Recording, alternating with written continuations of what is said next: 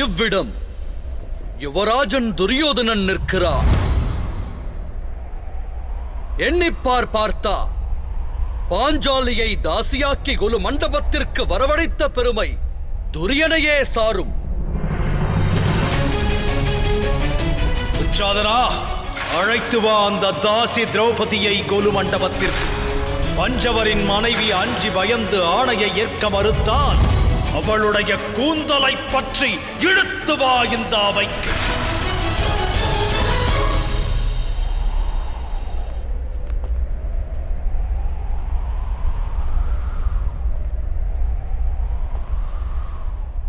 இவரை தெரிகிறதா பார்த்தா?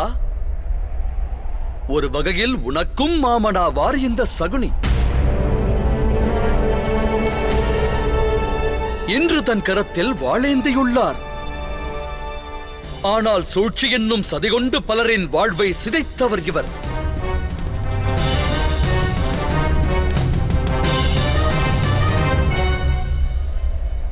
சிந்தித்துப்பார்.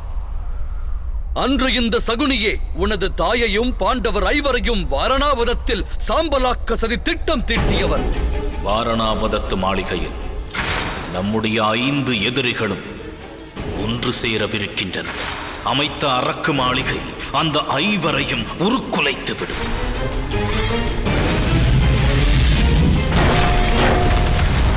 சற்று இங்கு பார்த்தா துச்சாதனன் இந்த கரவே அன்று பாஞ்சாலியின் கூந்தலை பற்றி இழுத்து வந்தது.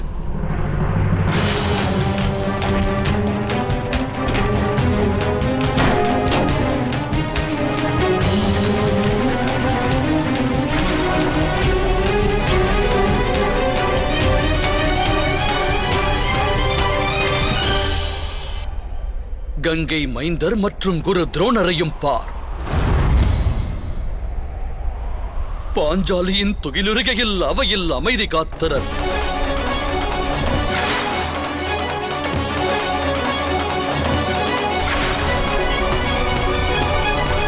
அதோ அங்கிருக்கிறான் அஸ்வத்தாமன். அவனை பற்றியும் எண்ணுவாய். அன்று அவன் உதிர்த்த அவதோறு வார்த்தைகளையும் சிந்தித்துப்பார். பாண்டவராய் பிறந்த பஞ்சவரோடும் இவள் தஞ்சமடைந்தவளாவாள். இவளை என் சகோதரியாக ஏற்க நான் வெட்கப்படுகிறேன்.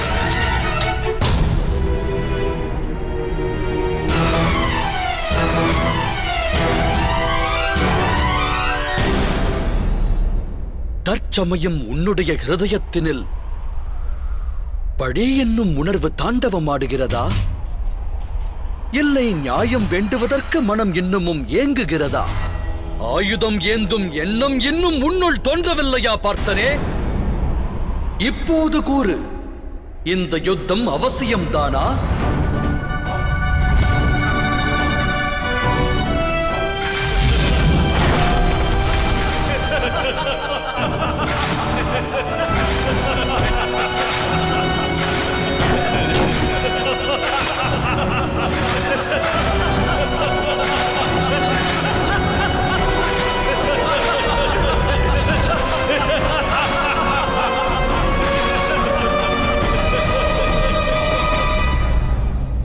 ஆம் மாதவா, இந்த யுத்தம் அவசியமானது.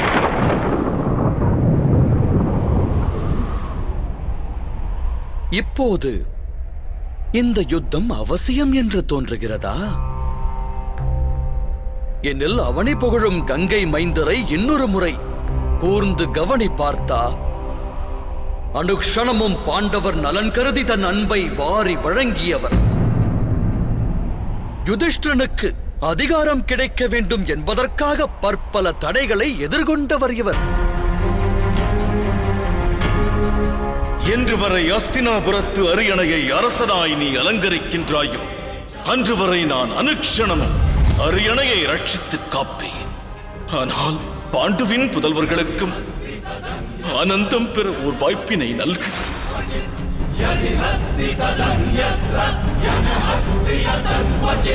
அன்புக்குரிய பார்த்தா, குரு துரோணரை உற்று கவனித்து கடந்து வந்த பாதையை பார்.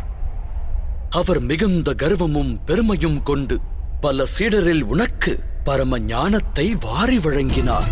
அகிலம் அனைத்திலும் உனை விஞ்சிய ஒரு வில்லாளன் இல்லை என்கின்ற நிலையினை நான் உருவாக்குவேன்.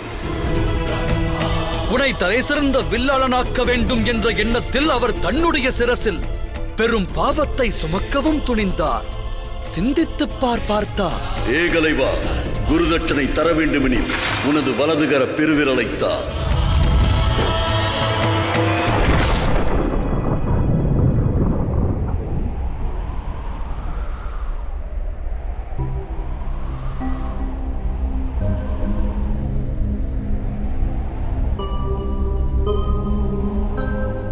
அத்துடன் அங்கு விகர்ணனையும் கூர்ந்து கவனி. சூதாட்ட மண்டபத்தில் நியாயமான எண்ணத்தோடு கௌரவர்களையே எதிர்க்கத் துணிந்தவன். யுத்தத்தில் அரசன் தோல்வியை தழுவினால் அவன் ஆயுதத்தை பறிகொடுப்பான். ஆனால் ஒரு ஸ்திரீயின் துகிலை உரிப்பது தவறான செயல். வீரன் நிராயுதபாணி ஆவதற்கும் ஸ்திரீ வஸ்திரம் இழப்பதற்கும் வித்தியாசம் உள்ளது. அதோடு துருபத கன்னிகை குருவம்சத்தின் குலவது என்பதை மறந்து விடாதீர்கள். இவர்கள் அனைவரும் வதைக்கப்பட வேண்டியவர்களா பார்த்தா?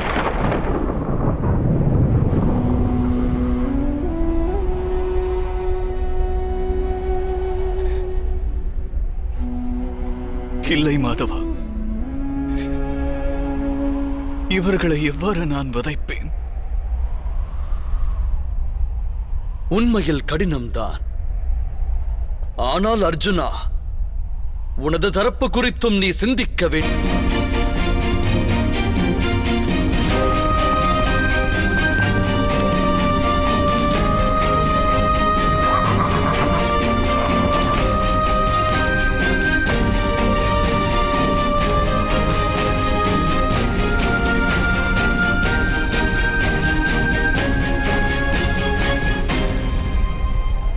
உனது தரப்பில் உள்ளோரையும் நன்றாக கவனி. தம் ஐவரில் மூத்தவராவார் யுதிஷ்டிரர், உனது அண்ணன் பீமன். உனது தம்பியரையும் காண்பாயாக. வாரிசுகள் உறவினர்களையும் பார்ப்பாயாக பார்த்தா. இவர்களில் அநேகர் இந்த யுத்தத்தில் மடியவிருப்பது உறுதி.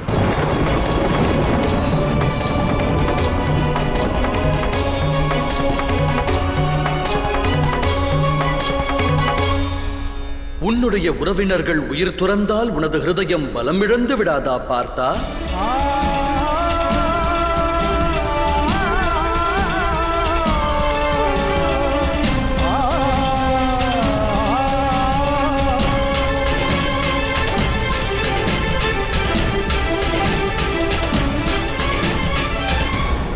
மற்றொன்றையும் நீ சிந்தித்துப் பார். உன்னைவிட மூத்தவன் துரியோதனன் இழைத்த தவறென்ன? அவன் ஹிருதயத்தில் ராஜ்ய ஆசை கொண்டிருந்தான்.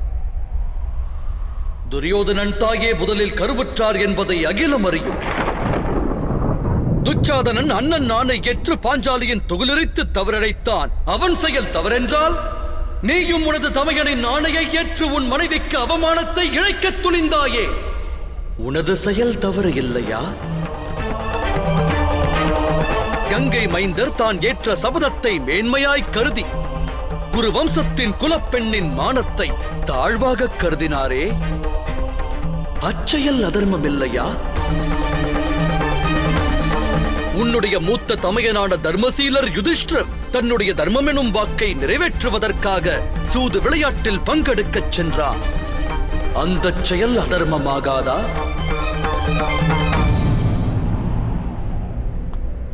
இப்போது சொல், மூத்தவன் துரியோதனனை சத்ருவாய் எண்ணுவது உச்சிதம்தானா?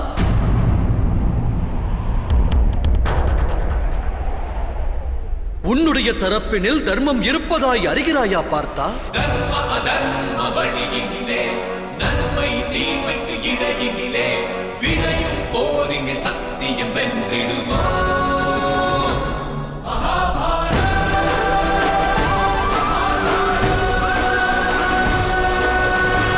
தாம் கூறுவது உண்மை மாதவரே. எமக்கு இரு தரப்பிலும் தர்மமும் தெரிகின்றது, அதர்மமும் தெரிகின்றது.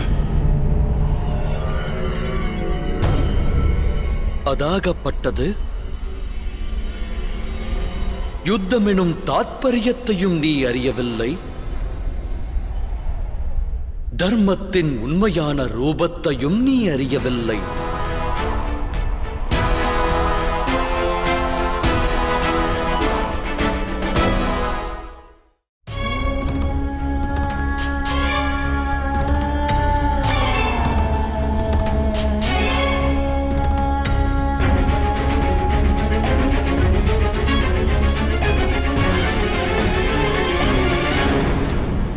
என் இதயம் மிகவும் குழப்பம் கொண்டுள்ளது.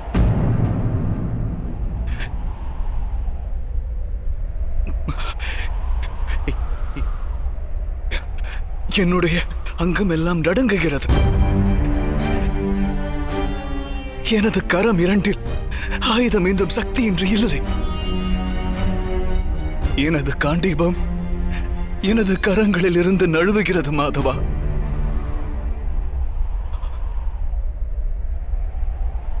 பெரும் அழிவு மட்டுமே என் கண்களுக்கு தெரிகிறது. எங்கும் பேரழிவு மட்டுமே தெரிகிறது.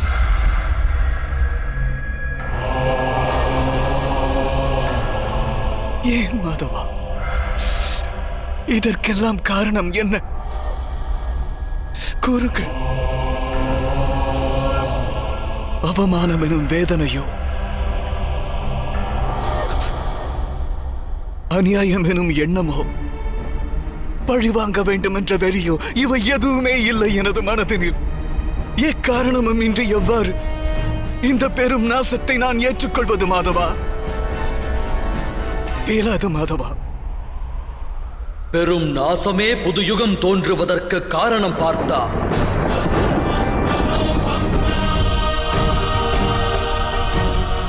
ஒரு விருட்சத்தின் பழங்கள் பறிக்கப்படுவதால் பல விருட்சங்கள் தோன்றுகின்றன. நிகழவுள்ள நாசத்தை பற்றி ஏன் பயம் கொள்கிறாய்? நாளை பிறக்கவுள்ள புது யுகத்தின் காட்சி கண்களுக்கு தெரியவில்லையா?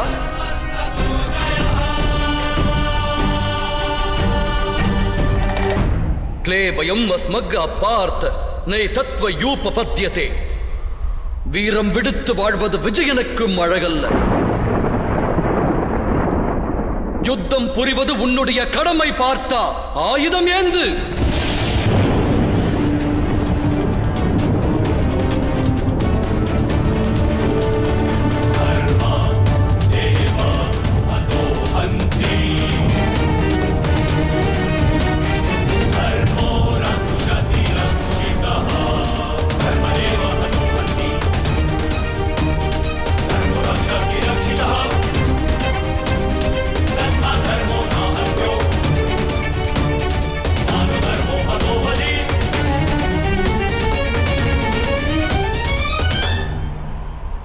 எவ்வாறு நான் ஆயுதம் ஏந்துவேன் மாதவா?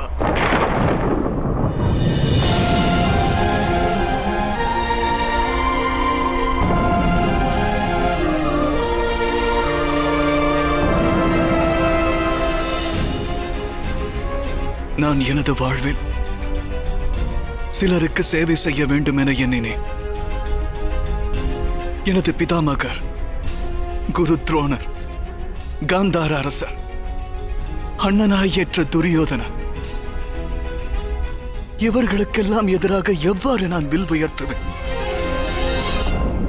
இவர்களை வதைப்பதால் எனக்கு சொர்க்க பிராப்தி கிடைப்பதாய் இருந்தாலும்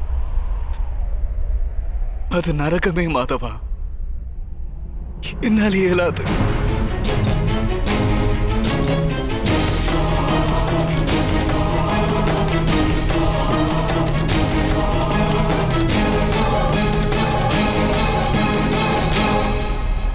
மாதவா, மனிதரின் வாழ்வு வருங்கால கனவுகளை கொண்டது. இந்த கடலெனும் சேனையை காணும் போது லட்சக்கணக்கான சேனா வீரர்கள் தெரிகின்றனர். இவர்களில் அநேகரை யுத்தம் மண்ணில் சாய்த்து எண்ணற்ற பெண்டிரை விதவையாக்கும். எண்ணற்ற குழந்தைகள் அனாதையாவர். சமுதாய நியதிகள் உடைக்கப்படும் போது நல்வழிப்படுத்துவதற்கு எவரும் இல்லாத நிலை உருவாகும். புண்ணிய வேதத்தின் நியாயம் அறுபட்டு போகும். குருகுலமானது அழிந்துவிடும். அரச குலங்களுக்கான பாதுகாப்பும் அழியும். அனைத்தும் வேரோடு அழிந்து எங்கும் சூன்யமாகும்.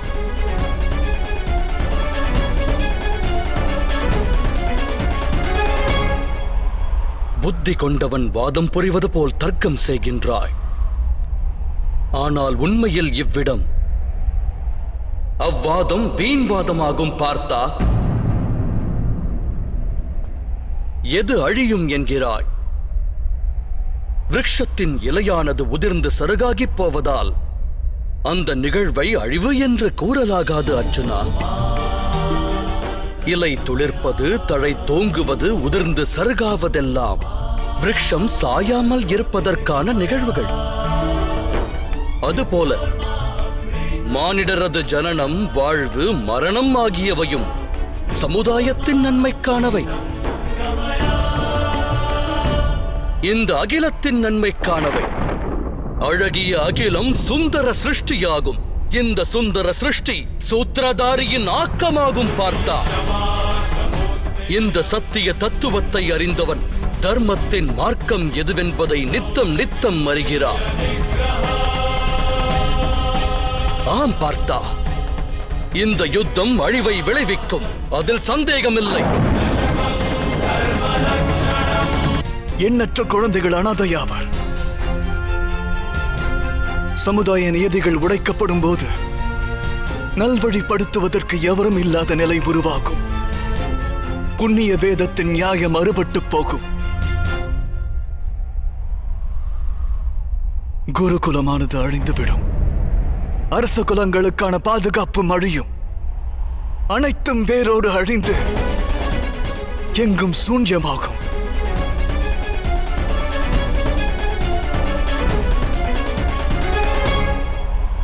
புத்தி கொண்டவன் வாதம் புரிவது போல் தர்க்கம் செய்கின்றாய். ஆனால் உண்மையில் இவ்விடம் அவ்வாதம் வீண்வாதமாகும். பார்த்தா எது அழியும் என்கிறாய்? விருட்சத்தின் இலையானது உதிர்ந்து சருகாகிப் போவதால் அந்த நிகழ்வை அழிவு என்று கூறலாகாது அர்ஜுனா. இலை துளிர்ப்பது, தழை தோங்குவது, உதிர்ந்து சருகாவதெல்லாம் விருட்சம் சாயாமல் இருப்பதற்கான நிகழ்வுகள். அதுபோல மானிடரது ஜனனம், வாழ்வு, மரணம் ஆகியவையும் சமுதாயத்தின் நன்மைக்கானவை. இந்த அகிலத்தின் நன்மைக்கானவை. அழகிய அகிலம் சுந்தர சிருஷ்டியாகும். இந்த சுந்தர சிருஷ்டி சூத்திரதாரியின் ஆக்கமாகும். பார்த்தா இந்த சத்திய தத்துவத்தை அறிந்தவன் தர்மத்தின் மார்க்கம் எதுவென்பதை நித்தம் நித்தம் அறிகிறான். ஆம் பார்த்தா, இந்த யுத்தம் அழிவை விளைவிக்கும், அதில் சந்தேகமில்லை. இந்த யுத்தம் அழிவை விளைவிக்கும், அதில் சந்தேகமில்லை. இன்னொன்றையும் நினைவில் நிறுத்து. அந்த அழிவினில் புது யுகம் ஒன்று தோன்றும் என்பதை உணர். சமுதாயத்தில் அதர்மத்தின் கரம் ஓங்கியுள்ளது. ஆயிரக்கணக்கான ஆண்டுகள் முன்பு வேதம் கொண்டு ஸ்தாபிக்கப்பட்ட தர்மமானது உச்சரிப்பு நிலையை மட்டுமே எட்டியுள்ளது. ஒரு குலம் பிறந்து குருகுலம் பயின்ற ஓரைந்து பேரும் 50 பேரும் இருகளமாகி போர்க்களம் புகுந்ததால் ஊண்டது இந்த குருக்ஷேத்திர யுத்தம். பார்த்தா யுத்தத்தில் பழமைகள் அழியும், புதுமைகள் பிறக்கத் துவங்கும். வேதம் தோற்றுவித்த தர்மம் புதிய ரூபம் கொண்டு பிறப்பெடுக்கும். கேள் தனஞ்சயனே, மாறி பொழிவதற்கு முன்பாக அழகிய நீல வானத்தை கருமையான கார் மேகங்கள் சூழும். அந்த கார்காலமே இந்த போர்க்காலம் என உணர். நடந்தே தீரும் இந்த சமர். மாறி பொழிந்தால் அகிலத்தில் காணும் இடமெல்லாம் பசுமையானது பூத்துக் குலுங்கும். அதனைப் போலவே இந்த குருக்ஷேத்திர யுத்தம் முடிந்தால் அகிலம் நித்தம் நித்தம் சுகம் பெறும். பார்த்தா போற்றும் பாரதம் விளையவிருக்கும் அழிவை பார்க்காதே, வரவிருக்கும் ஆக்கத்தை பார் தனஞ்சயா, நிகழவிருக்கும் நாசத்தை பார்க்காதே. துவங்கவிருக்கும் ஏற்றத்தை பார் அர்ஜுனா, ஆயுதம் ஏந்து ஆயத்தமாகு.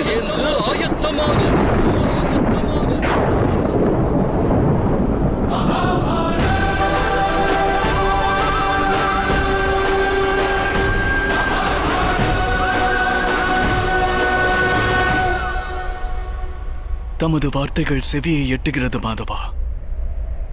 ஆனால் அவை இதயம் வரை சென்று உரைக்க மறுக்கிறது. அறங்களுக்கு அரணான முகுந்தனின் வார்த்தை முரணாய் தோன்றுகிறது. தாம் என் நெஞ்ச வயலில் ஞான விதை தூவினாலும் எனது நெஞ்சு அதை கொடிய வினையாக கருதுகிறது. அவ்வாறு இருக்க எவ்வாறு ஞானம் பெறுவேன்?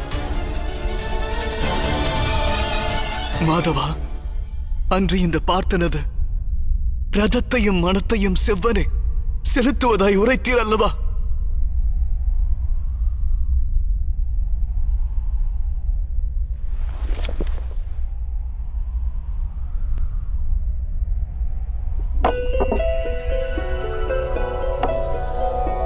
நாராயணம் நமஸ்கிருத்ய நரம் சைவ நரோத்தமம் தேவீம் சரஸ்வதிம் வியாசம் ததோ. மூடனாய் விளங்கினாலும் நான் உன்னை சரண் புகுந்த சீடனாவேன் கேசவா. நாராயணம் நமஸ்கிருத்ய நரம் சைவ நரோத்தமம் தேவீம் சரஸ்வதிம் வியாசம் ததோ ஜாயம் உதீரயே. உனது அருட்கரம் எடுத்து என் மனதில் நல்லவைகளை நிச்சயப்படுத்து.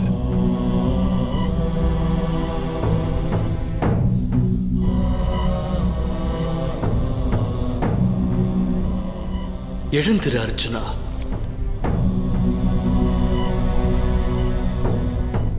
எனது அன்பு பார்த்தனே, வாழ்வின் ரகசியம் அறிவாயாக.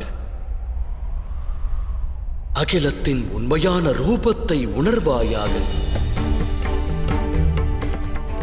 கரை புரளும் கங்கை பிரவாகத்தில் ஒருவன் தன் சிரம் முங்கி எழுவதினால் எதையும் பிராப்தம் பெறமாட்டான். ஆனால் பாவங்களை தொலைத்து நல்வழியை வேண்டி முங்கினால் அவனுக்கு கங்காஜலம் முக்தியை நல்கும். பார்த்தா, சிந்தித்துப் பார் அர்ஜுனா. நீ சங்கடங்களில் உழலப் போகிறாயா, இல்லை சமர்ப்பணத்தால் சமர் செய்யப் போகிறாயா? கூறும் ஞானத்தை உன்னுள் அடக்குவாயாக.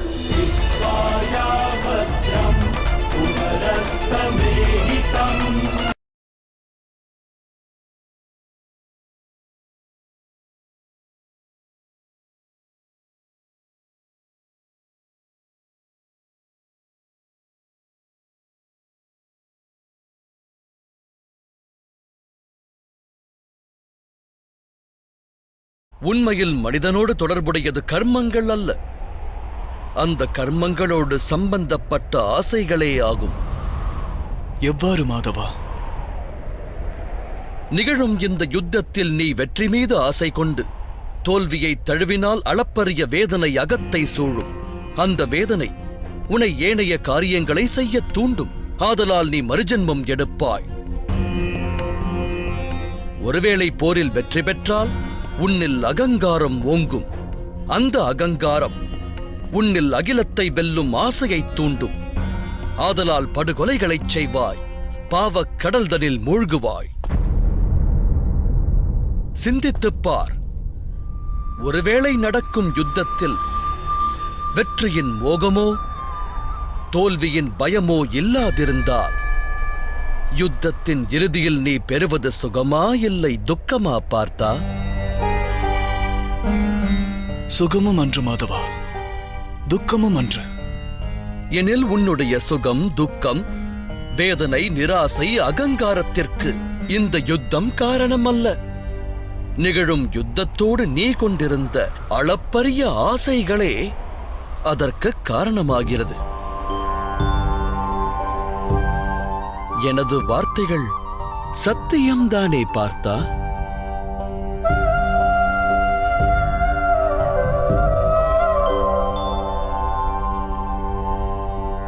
सुख दुखे समे कृत्वा लाभा लाभौ जया जयो ततो युद्धाय युज्यस्व नैवं पाप मवाप्स्यसि. அதாவது சுக துக்கத்தை சமமாய் பாவித்து லாபம் நஷ்டம் வெற்றி தோல்வி பற்றி எண்ணாமல் நீ யுத்தம் புரிந்தால் தனஞ்சயா, நீ என்றும் பாவத்தின் பாகமாக மாட்டாய். இதையே கர்மயோகம் என்று கூறுவர். எவர் சாங்கிய ஞானத்தை பெறுகின்றாரோ அவர் ஒன்றை அறிவார். கூட்டில் குடியிருப்பது ஆத்மா என்று உணர்வார். சரீரத்தின் சுகமான அனுபவங்கள் எல்லாம் மரணம் வரையிலேயே, அதாவது அவை உண்மையல்ல, வெறும் மாயையே. இதை உணர்ந்தால் கர்மயோகியாவது இலகுவாகிவிடுகிறது. ஆனால் மாதவா, காரியபந்தம் நிச்சயம் என்றால் உலக வாழ்வை தியாகம் செய்து துறவரம் மேற்கொள்ளலாம் அல்லவா? அந்த எண்ணத்தினால் விளைந்த விளைவுதான் இந்த யுத்தம் என்று உணர்வாய்.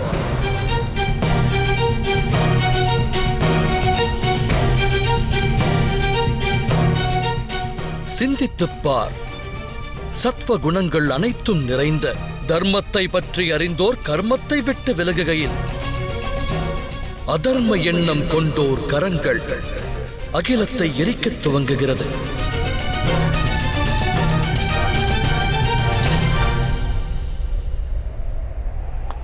அன்று பிதாமகர் தனது சுகத்தை தியாகம் செய்யாது இருந்திருந்தால் அதர்மத்தின் கரம் இன்று ஓங்கியிருக்காது.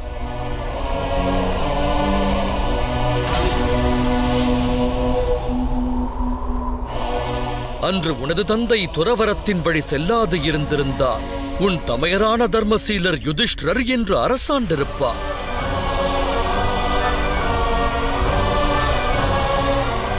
அவரது ராஜ்ய பிரஜைகளும் அவரால் தர்ம ஞானத்தை பெற்றிருப்பார்கள். வேதனை தரும் செய்தி ஒன்றை கூறுகிறேன் கேள். சத்வகுணம் நிறைந்தவர்களால் மட்டுமே அகிலமானது நன்மையை பெறும். ஆனால் அவர்கள் அனைவரும் துறவரம் வழி செல்கின்றனர். நதியின் நீர் ஆவியாகி இல்லாமல் போனால் மீதமிருப்பதென்ன? பயனற்ற சேறு மட்டுமே மிஞ்சும். அதுபோலவே சத்வகுண ஞானிகள் அகிலத்தை தியாகம் செய்து விலகிச் சென்றால் தமஸ் குணமானது நிறைந்த அதர்மிகள் அகிலத்தில் நிறைந்து விடுகின்றனர். அதனால் அகிலத்தில் பாவமும் அதர்மமும் தழைக்கிறது.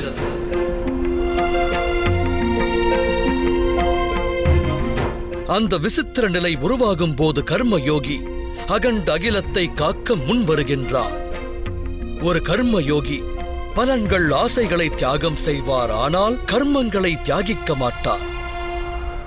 அவரை இந்த அகிலத்தில் வாழ்கின்ற சந்நியாசி எனவும் கூறலாம். நற்காரியங்களைச் செய்பவர், அதன் பலன்களை புறக்கணிப்பவர். கர்மயோகி தான் ஈன்றவரிடத்திலோ உறவினரிடத்திலோ தன் பிரஜைகள் இடத்திலோ எந்தவித வேண்டுதலையும் முன்வைக்க மாட்டார். துறவரத்தின் பலன் ஒன்றினை மட்டுமே அவர் பெறுவார். ஆனால் அகிலத்தில் பலனை எதிர்பாராத பணிகளைச் செய்வார். மனிதன் வாரிசுகளின் சுகத்திற்காக உழைப்பவனாக விளங்குகையில் தன் வாரிசிடமிருந்து ஏன் அவன் சுகம் பெறக்கூடாது? மானிடர் வாரிசுகளுக்காக செய்யும் கர்மங்கள் அனைத்தும் வியாபாரமா அல்லது அன்பா? அன்பு மாதவா. எனில் கர்மத்தின் பிரதிபலன் மேல் இச்சை கொள்வது சரியா? எதிர்கால லாபத்தை சிந்தித்தால் அது வியாபாரமாகும் விஜயா. அதில் அன்பிருக்காது. எந்த மனிதன் தன் வாரிசுகளின் எதிர்காலத்தை நல்முறையில் அமைக்கின்றானோ, தன் வாரிசுகளுக்கு அன்பையும் தர்மத்தையும் எடுத்துரைக்கின்றானோ, அவனுடைய வாரிசு மற்ற மனிதரிடம் அன்பினை வெளிப்படுத்த தவறுவதில்லை.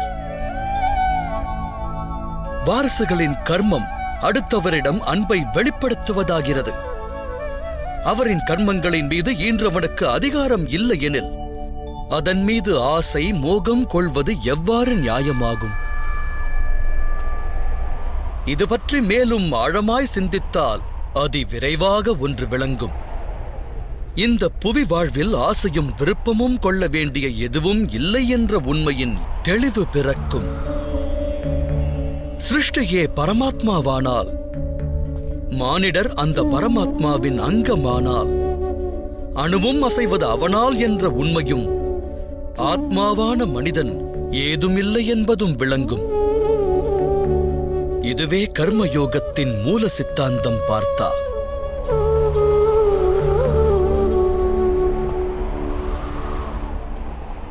நீயும் ஒரு கர்மயோகியாக மாறி இந்த யுத்தத்தை நடத்த வேண்டும் அர்ஜுனா.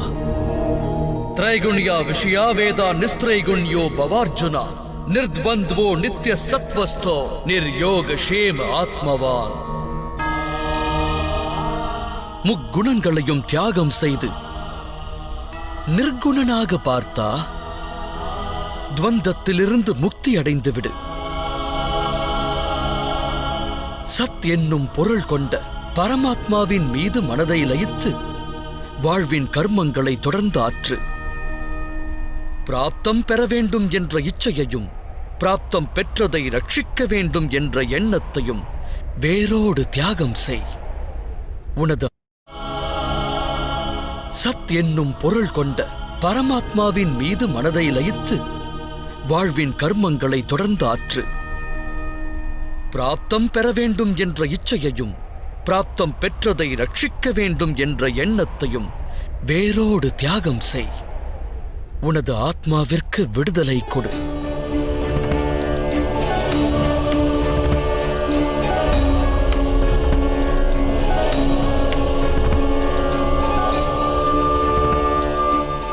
உன் நினைவில் நிறுத்து பார்த்தா.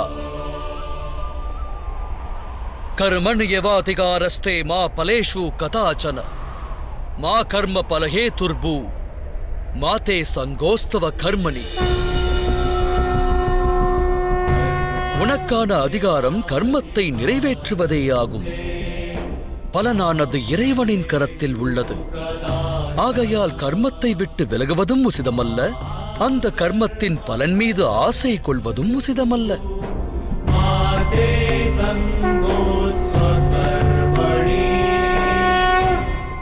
கர்ம பலனை எதிர்பார்க்காத கர்மத்தை மட்டும் நிறைவேற்றுபவர். அப்படிப்பட்ட கர்ம யோகியை எவ்வாறு அறிவது மாதவா? விஷயா வினிவர்த்தந்தே நிராஹாரஸ்ய தேஹினஹ ரஸ்வர்ஜம் ரசோப்யஸ்ய பரம் திருஷ்டுவா நிவர்த்ததே. அன்பு பார்த்தா, சுவையிலிருந்து விடுபடுவதற்காக சிலர் உணவையே தியாகம் செய்வர். ஆனால் உண்மையில் அவர்கள் மனதிலிருந்து சுவையின் ஆசை விலகுவதில்லை. இருமடங்கு நஷ்டத்தையே சந்திப்பர். ஒன்று பலத்தை இழப்பது. எல்லாம் வல்ல இறைவனை அடைவதற்கு முயற்சி என்பது அவசியமாகிறது. அப்பணியை அவர் ஆற்றுவதில்லை. இரண்டாவது, எப்போதும் ஹிருதயமானது சுயநல எண்ணத்தினால் நிரம்பியிருப்பது. ஆகையால் உணவை தியாகம் செய்வதை காட்டிலும் உத்தமம் சுயநலம் என்னும் ஆசையை வேரோடு சாய்ப்பதே ஆகும். கர்மயோகிகள் தம் மனதின் அனைத்து ஆசைகளையும் வேரறுப்பர். வாழ்வதை கடமையாக ஏற்ற காரியங்கள் புரிவர். ஆனால் அக்காரியங்களோடு இணையார். அன்பு பார்த்தா, எவர் ஒருவர் தான் ஆற்றும் பணியில் ஆசை கொள்ளாதிருக்கின்றாரோ அவரது காரியமே பூரணத்துவம் பெறுகிறது. அடைந்த ஒரு தோல்வியினால் ஹிருதயம் வேதனையுற்று துவண்டு விடாது. கிடைத்த பெரு வெற்றியினால் ஆணவம் கொண்டு நானே தலை சிறந்தவன் என்று அகந்தை கொள்ளாது. எவர் வாழ்கின்றாரோ அவரே கர்மயோகியாவார். அப்படிப்பட்டவர்கள் வாழ்வில் மேலும் மேலும் வெற்றியை ஈட்டுவர்.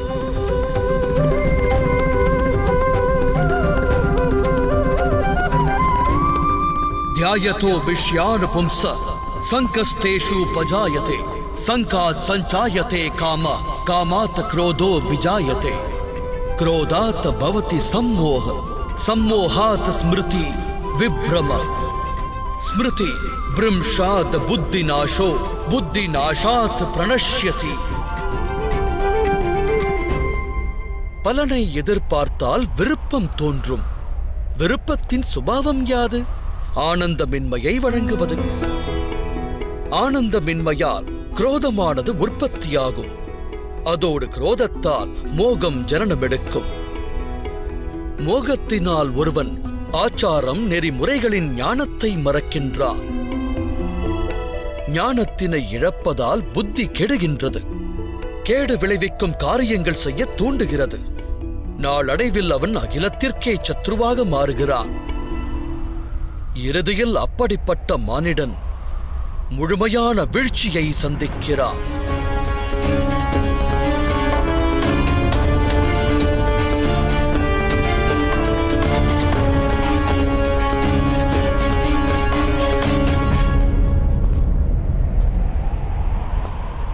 அதற்கு உதாரணம் துரியோதனன். பீஷ்மர் அவனுடைய சேனாதிபதியானாலும் உண்மையில் அவனுக்கு சத்ருவே. அவர் உனக்கு வெற்றியின் ஆசை வழங்கியவர்.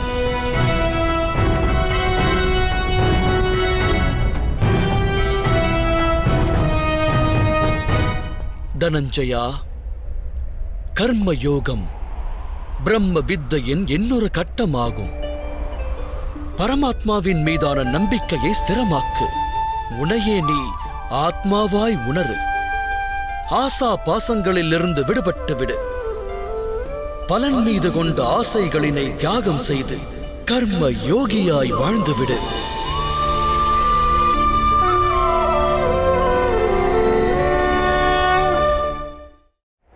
பரமாத்மாவை நினைத்து மனதை ஸ்திரமாக்கி கர்ம யோகியாய் மாறுவதற்கு மார்க்கம் என்ன மாதவா? பார்த்தனே, சாங்கிய யோகத்தின் மூலம் மனிதன் பரமாத்மாவை நிரந்தரமாய் அறிய இயலும். பரமாத்மாவிடம் மனம் லயிப்பதினால் மனிதரின் ஹிருதயத்தில் சமர்ப்பணத்தின் பாவம் உற்பத்தியாகும். அந்த பாவத்தை தான் பக்தி என்று கூறுவர். பக்தியினால் மானிடன் சத்திய அசத்திய ஞானத்தை பெறுகிறான். அந்த ஞானத்தினால் அவன் பரமாத்மாவின் தரிசனத்தை பெறுகிறான். அதோடு யார் பரமாத்மாவின் தரிசனத்தை பெறுகிறாரோ அவரே உண்மையில் கர்மயோகியாய் மாறுகின்றார். பிறப்பு என்னும் துன்பத்திலிருந்து விடுபட்டு மோட்ச நிலையை எட்டுகின்றார். அனைத்து ஆத்மாக்களின் இறுதி லட்சியம் அதுவே. தர்ம பாதையின் இலக்கும் அதுவே ஆகும். ஆனால் பரமாத்மாவின் தரிசனத்தை பெறாது எவ்வாறு சமர்ப்பணம் நல்குவேன் மாதவா?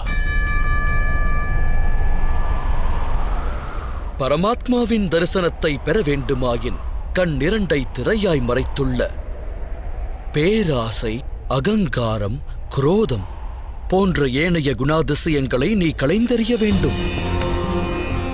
பாதாள இருட்டறையில் வாழும் மனிதன் ஒருவன் சூரிய தரிசனம் பெற வேண்டுமென்றால் அவனிடம் என்ன கூறுவாய்? நீ வீற்றிருக்கின்ற இருளறையை விட்டு விலகி வந்து நீல வானத்திற்கு கீழே நில் என்பாய். சூரிய தரிசனம் கிட்டும் என்பாய். எனது அன்பு பார்த்தனே, இந்த சிருஷ்டியே பரமாத்மா. பரமாத்மா என்பவரே அனைத்தும். பரமாத்மாவை தவிர வேறெதுவும் இல்லை. தனது ஆத்மாவின் தரிசனம் பெறுகின்ற ஒருவன் பரமாத்மாவின் தரிசனத்தையும் பெறுகிறான். எவ்வாறு சிறிதளவு உப்பின் சுவையானது பரந்துள்ள கடல் நீரின் கரிப்பிற்கு மாறானதில்லையோ அவ்வாறே உன்னுடைய ஆத்மாவின் தரிசனம் பரமாத்மாவின் தரிசனத்திற்கு மாறானதில்லை.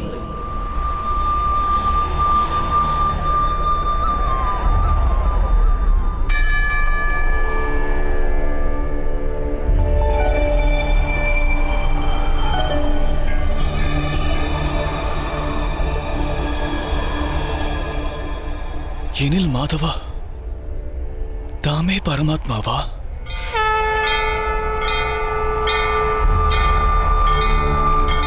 ஆம் பார்த்தா, நானே பரமாத்மா. என்னைப் போல நீயும் பரமாத்மாதான். ஆனால் அந்த சத்தியத்தை நீ இன்னும் உணரவில்லை.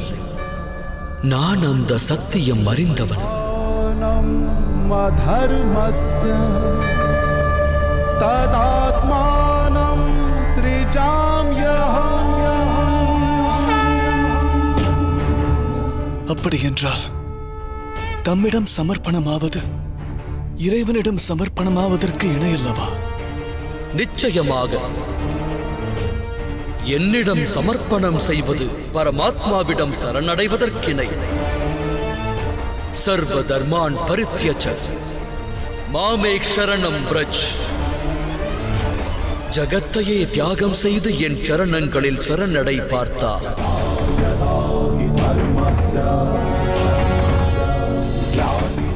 நானே இந்த அகிலம், அகிலத்தின் அனைத்து அணுவும் நானாவே. சூரியனும் நானாவே, குளிர் சந்திரனும் நானாவே, நட்சத்திரங்களும் அனைத்து கிரகங்களும் நானே. ஒளி பொருந்திய சூரியனை விட புராதனன், விருட்சத்தில் துளிர்க்கின்ற தளிரை விட புதுமையானவன். அனைத்து மானிடரும் நானாவே. மேலும் சொர்க்கம் மற்றும் நரகத்தை ஆட்டுவிக்கும் சக்தியாவே. கொடிய எண்ணம் கொண்ட துரியனும் நான். வில்லேந்திய விஜயனும் நானே.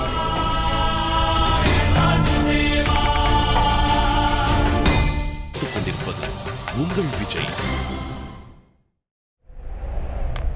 எவ்வாறு இது சாத்தியம் மாதவா? தம்முடைய ஜனனமானது நிகழும் காலத்தில் நிகழ்ந்துள்ளது. எந்த தாயின் கர்ப்பத்தில் ஜனித்தீரோ அந்த தாயானவரும் உயிரோடு இருக்கையில் தாம் எவ்வாறு சூரியனுக்கும் புராதனனாவீர்? நீ சரீரத்தை காண்கிறாய் அர்ஜுனா. நான் எடுத்துரைப்பதோ ஆத்மாவை குறித்து. நான் அநேக ஜனனம் எடுத்தவன் பார்த்தா. பற்பல அவதாரங்களை நான் எனதாக்கியவன். எண்ணற்ற சரீரங்களை ஆடையாக்கி இந்த மண்ணில் புதைத்தவன் நான்.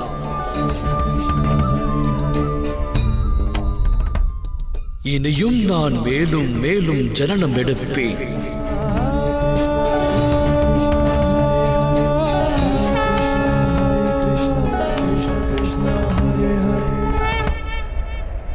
யதா யதா ஹி தர்மஸ்ய க்லானிர்பவதி பாரத அப்யுத்தானம் அதர்மஸ்ய ததாத்மானம் ஸ்ருஜாம்யஹம். பரித்ராணாய சாதூனாம் விநாசாய சதுஷ்கிருதா தர்ம சம்ஸ்தாபனார்த்தாய சம்பவாமி யுகே யுகே.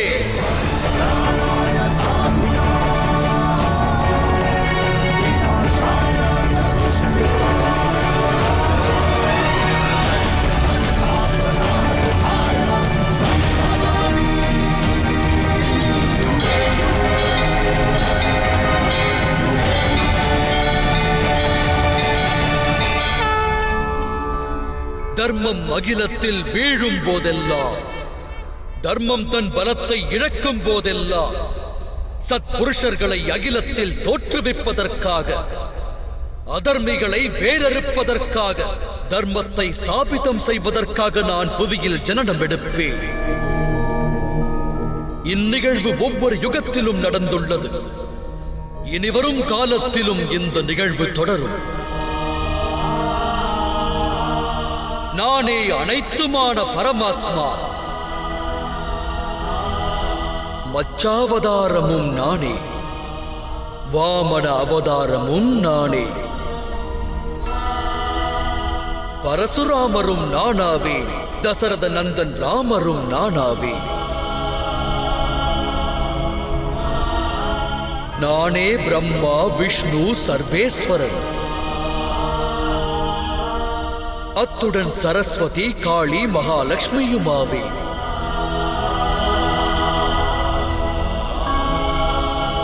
நான் ஆண்மகனும் அல்ல, நான் ஸ்திரீயும் அல்ல, இரண்டும் அல்லாதவனும் அல்ல. சரீரம் உற்றவன் நான், சரீரம் அற்றவன் நான். ஞானம் நான், சிருஷ்டியும் நான், ஆன்ம ஒளியும் நான், பரபிரம்மமும் நான், காணும் அனைத்தும் நான், எதுவுமற்ற சூக்ஷமமும் நான்.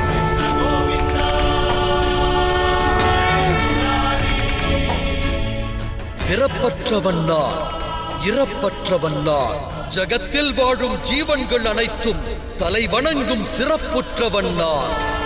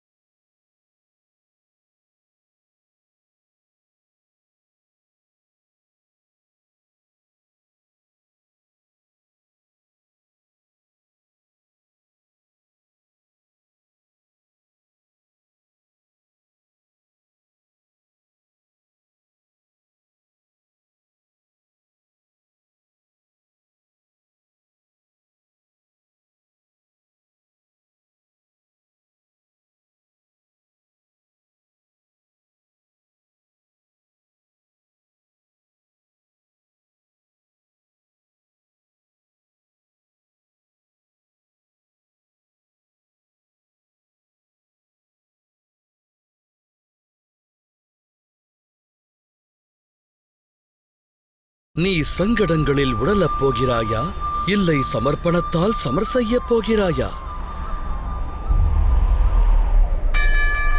வழங்கும் ஞானத்தை பெற ஆயத்தமாகு.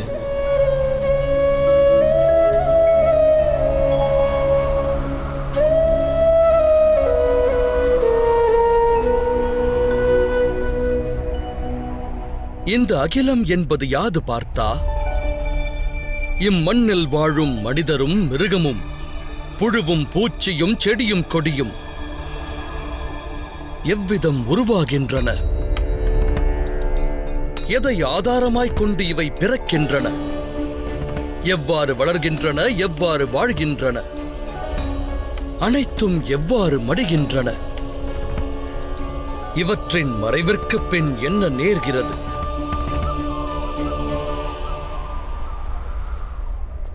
அந்த ரகசியம் பற்றி அறிய முற்படு. மனிதனின் தேகம் மண்ணுக்கு சொந்தமானது மாதவா.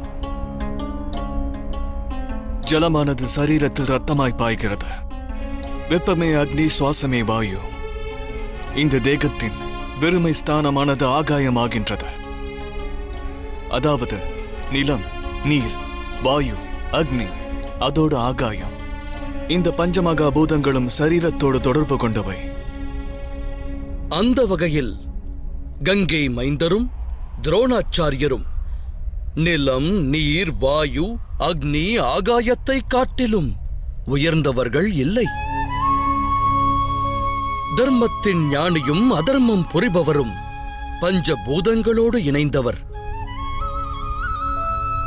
பிறகு மோகம் கொள்ள காரணம் என்ன பார்த்தா? எடுத்துரைப்பாய். மாதவா, அனைவரும் ஒருவரை ஒருவர் அறிவது இந்த தேகத்தை கொண்டே. மண்ணுக்கு சொந்தமான தேகமே அனைத்திலும் முதன்மையானதா? இல்லை பார்த்தா. அந்த கூற்று சத்தியமானால் மரணத்திற்கு பிறகு ஏன் தேகம் அழிந்து விடுகின்றது? உண்மை யாதெனில் ஒரு மனிதன் அறியப்படுவதும் தேகத்தால் அல்ல, அதோடு சம்பந்தங்களின் ஆதாரமும் தேகத்தை கொண்டதல்ல. மனிதனுடைய சுபாவம், அவனுடைய நடத்தை, அதற்கு காரணமானவை இந்த சிருஷ்டியின் 3 குணங்கள்: தமஸ், ரஜஸ், அத்துடன் சத்வம். அம்மூன்று குணங்களின் அர்த்தம் என்ன மாதவா? தமஸ் என்பதன் அர்த்தமாகும் காரிருள். நன்மை தீமைகளை பற்றி எண்ணாது வாழ்வை கழிக்கும் ஜீவன் இருள் வாழ்வாய் அறியப்படுகின்றது. பறவைகளையும் விலங்குகளையும் போல சரீர இச்சைக்காக மட்டுமே வாழும் வாழ்க்கை அது. சத்வம் என்பதன் அர்த்தம் ஞானம் என்னும் ஒளியாகும். ஒரு மனிதன் ஒவ்வொரு சூழலிலும் தர்மம், சத்தியம் மற்றும் குல வழக்கத்தை அனுசரித்து செயலாற்ற முற்பட்டால் அந்த வாழ்வு சாத்வீக வாழ்க்கை என்று அறியப்படும். இவ்விரு நிலைகளுக்கும் நடுவிலும் ஒரு நிலை உள்ளது. அதில் உள்ளவன் ஞானமும் கொண்டிருப்பான், ஹிருதயம் மற்றும் சரீரத்தின் ஆசைகளால் பிணைக்கப்பட்டும் இருப்பான். அதுவே ரஜஸ் நிலை. அந்நிலையில் வாழ்பவர்கள் ஹிருதயத்தில் ஆசையும் மோகமும் கொண்டிருப்பார்கள். தமஸ், ரஜஸ் மற்றும் சத்வ குணங்களின் குறை நிறை நிலைகளோடு உருவாவதே மனிதனுடைய சுபாவமாகிறது. பார்த்தா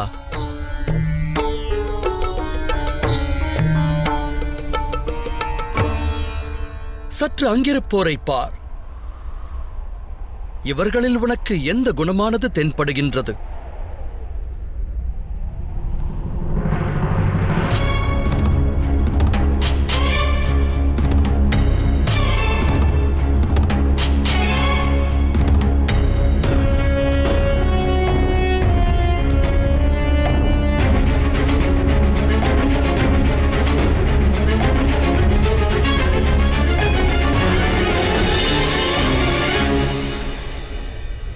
யுவராஜன் துரியோதனன் தர்மம் பற்றி அறிந்தவன், ஆனால் பின்பற்ற மறுத்தவன். அகங்காரத்தை வாழ்வாதாரமாக்கியவன்.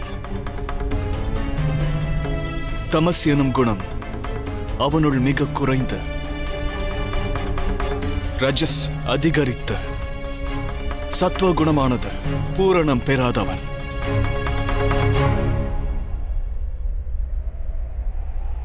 இன்னொரு புறம் இருப்பவன் இளவரசன் துச்சாதனன். எப்போதும் தமையனுடைய ஆணைக்கு மறுவார்த்தை பேசாது சிரமேற்கொள்பவன். அப்படியென்றால் இவன் தமசை சேர்ந்தவன். கங்கை மைந்தர் குறித்தும் ஆலோசி விஜயா. சத்வகுணம் கொண்ட அவர் தமசோடும் இணைந்தவர், அகங்காரமற்றவர். இருப்பினும் பழமையான தர்மம், பழமையான குல வழக்கங்களோடு பின்னி பிணைந்தவராவார். இன்னலெனும் நிலை உருவானாலும் தன் நிலையை மாற்றாமல் வாழ்ந்தவர். துரோணாச்சாரியரையும் பார். ஞானம், அகங்காரம் இரண்டையும் கொண்டவர். ஞானம் இவருக்கு முக்தியை நல்க எண்ணியது, ஆனால் கொண்ட அகங்காரம் இவருக்கு முக்தியை தர மறுத்தது. முக்தியை நல்க எண்ணியது, ஆனால் கொண்ட அகங்காரம் இவருக்கு முக்தியை தர மறுத்தது.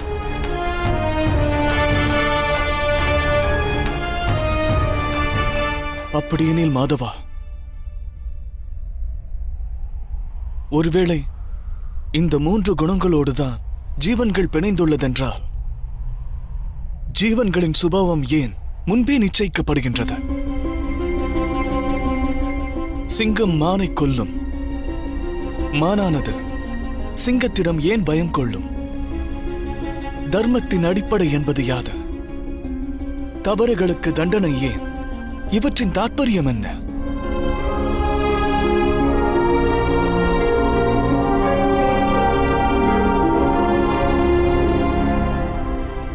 உத்தமமான கேள்விகள் பார்த்தா. ஆனால் முதலில் மானிடன் யார் என்பதை நீ அறிவது அவசியம். மானிடன் பஞ்சபூதங்களால் ஆனவன் மட்டுமல்ல, பஞ்ச கோசங்களினாலும், பஞ்ச ஞானேந்திரியங்கள், பஞ்ச கர்மேந்திரியங்கள், மேலும் 3 குணங்கள், இவற்றோடெல்லாம் பின்னி பிணைந்தவன் மட்டுமல்ல, மானிடனாகப்பட்டவன் ஆற்றலை கொண்டு செயல்பட வேண்டியவனாவான். அதற்கு சக்தி அவசியமாகிறது.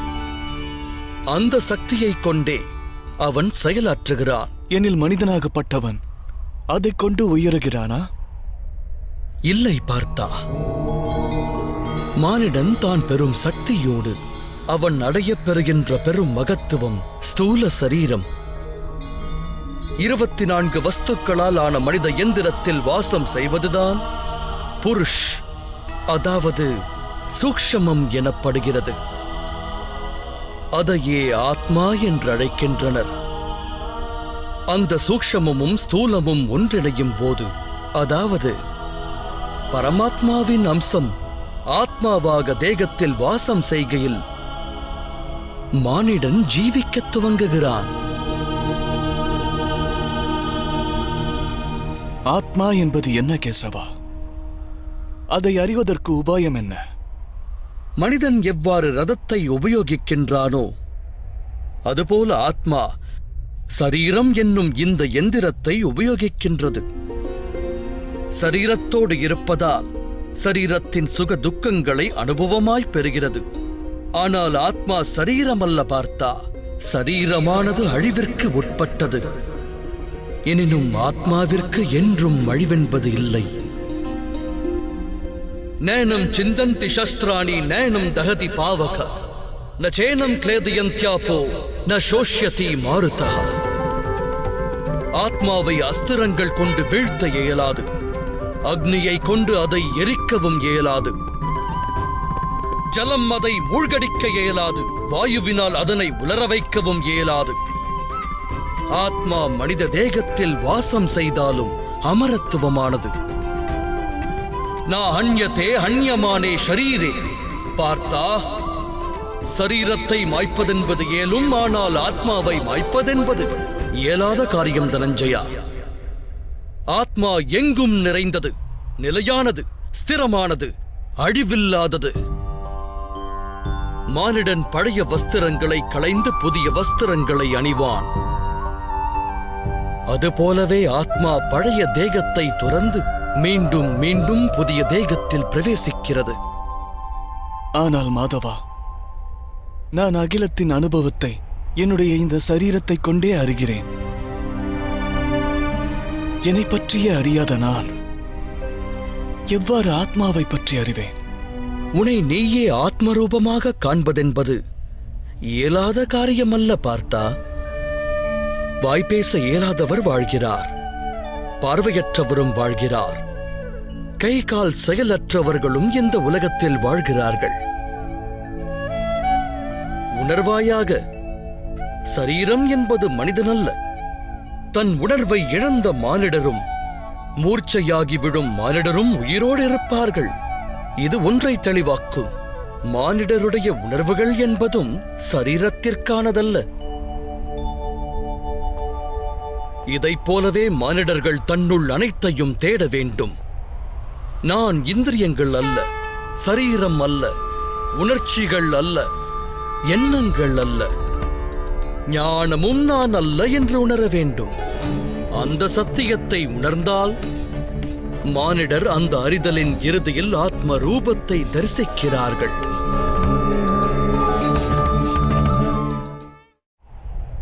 ஆத்மாவின் கடமை யாது மாதவா? பரபிரம்மத்தின் பங்களிப்பின் போது சூக்ஷ்மம் மற்றும் ஸ்தூலம் உருவாகும். அப்போது சூக்ஷ்மமானது, அதாவது பரமாத்மாவின் அம்சம் ஆத்மாவாகி ஸ்தூலத்தின் ஒவ்வொரு வஸ்துவிலும் வாசம் செய்ய துவங்கும். அந்த ஆத்மாவை மோகமெனும் கார் இருளானது சுழத் துவங்கும். அந்த மோகமெனும் கார் இருளை சுயமாக கிழித்தெறிந்து தான் பரமாத்மாவின் அங்கம் என்று உணர்வதே ஆத்மாவின் கடமையாகிறது. ஆத்மாவுடைய லட்சிய பயணமாகிறது. ஆனால் மாதவா, ஆத்மா பரமாத்மாவின் அம்சமானால் முன்னேற்றமும் வீழ்ச்சி என்பதும் பரமாத்மாவின் செயல்தானா? சேற்றில் கிடக்கும் மாணிக்கமானது தன் பொலிவினை நல்காது. அதுபோலவே ஸ்தூல சரீரத்தின் 24 பண்புகளில் விழுந்த ஆத்மா தான் பரமாத்மாவின் அம்சம் என்பதை அறியத் தவறுகிறது. அதுபோன்ற ஆத்மாக்கள் தன் தேகமே அனைத்தும் என எண்ணுகின்றன. தான் தேகத்தை கடந்தது என்ற சத்தியத்தை அறிவதில்லை. சரீரத்திற்கு தோன்றும் சுகம், துக்கம், அனைத்து விதமான உணர்வின் அனுபவங்களையும் அது தன்னுடையது என்று ஏற்கத் துவங்குகிறது. எதிர்த்து நிற்கும் முயற்சியை மேற்கொள்வதில்லை.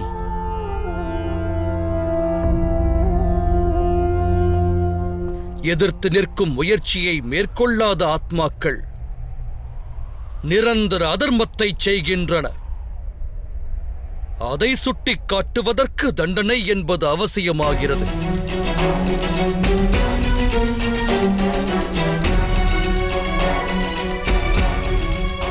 ஒரு தத்துவத்தை அறிவாயாக பார்த்தா, நீ என்பது சரீரம் அல்ல, நீ ஒரு ஆத்மா என்பதை உணர்.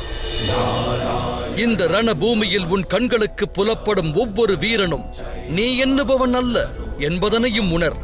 சிறிது காலத்திற்காக அந்த சரீரத்தில் வாசம் செய்கின்றனர். இவர்கள் தேகமானது அழியலாம், ஆனால் அனைவரும் அமரர்களே. மீண்டும் ஓர் புதிய தேகத்தில் பிறப்பெடுப்பார்கள். தன்னை சுத்தாத்மா என்னும் ரூபத்தில் அறியாதவரை, அதர்மத்தை அடியோடு தியாகம் செய்து தர்ம நிலையை எட்டாத வரையில் அந்த ஆன்மாக்களின் பிறப்பெடுத்து மரணிக்கும் பணி தொடரும். இதுவே பிரம்ம வித்யின் முதற் பாடமாகும். பார்த்தா, ஜனனமெடுத்த தேகம் மடியத்தான் வேண்டும் அர்ஜுனா. அதோடு மடியும் யாவரும் அவனியில் அவசியம் மீண்டும் பிறப்பெடுப்பார்கள். இந்த மகா ஞானத்தையே சாங்கிய யோகம் என்பார்கள்.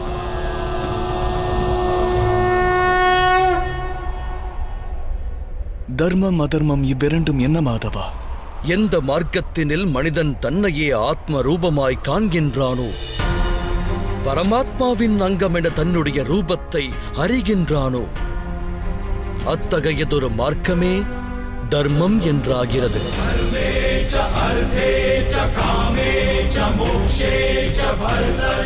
எப்போது மானிடன் தன்னை பரமாத்மாவின் ஒரு அம்சம் என்று அறிகின்றானோ, அப்போது அவனுள் ஒரு அனுபவம் தோன்றும். இந்த சிருஷ்டியே பரமாத்மா எனவும், அந்த பரமாத்மாவே சிருஷ்டி எனவும் அறிவான். சிருஷ்டி மற்றும் பரமாத்மாவில் பேதங்கள் இல்லை.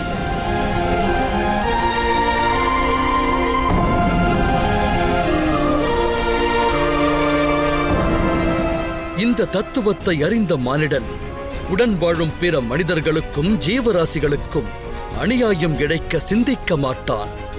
ஏனெனில் அவன் அடுத்தவரை நிந்திப்பதால் அந்த நிந்தனை அத்தேகத்திற்கானதல்ல, பரமாத்மாவின் அங்கமான இன்னொரு ஆத்மாவிற்கென்று அறிவான்.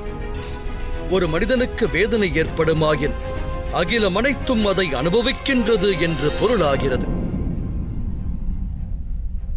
அகிலத்தில் மனித வர்க்கம் வேதனையை அனுபவிக்கின்ற வரையிலும் பரிபூரணமான சுகத்தை ஒருவர் அடைந்ததாய் ஏற்க இயலாது. இதை அறிவதால் மானிடர்களின் மனம் கருணையால் நிரம்பும். அதுவே தர்மம் என்றாகும். எவருள் தமசு என்னும் குணம் நிரம்புகின்றதோ அவர் மற்றவருக்கு அநியாயம், அநீதியை இழைக்கின்ற சுயநலவாதியாய் மாறுகிறார். தன் மனம் ஏற்ற சுகத்திற்காக மற்றவர்களுக்கு துக்கத்தை வழங்குகிறார். பரமாத்மாவின் அம்சத்தினை அவர் காண்பதில்லை. அப்படியென்றால் அதர்மம் பரமாத்மாவிலிருந்து ஒருவரை விலக்கி வைக்கும் மார்க்கமாகிறது. எனில் அதர்மம் என்பது அறியாமையின் இன்னொரு பெயரா? அப்படியென்றால் அறியாதவன் மீது தயை காட்டுவதே நியாயம், தண்டனை நியாயமாகாதே.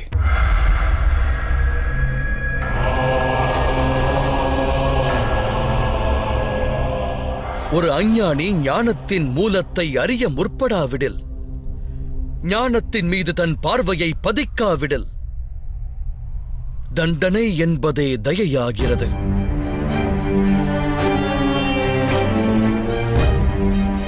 அது அவனுக்கும் மற்றவருக்கும் நன்மையை விளைவிக்கும் பணி.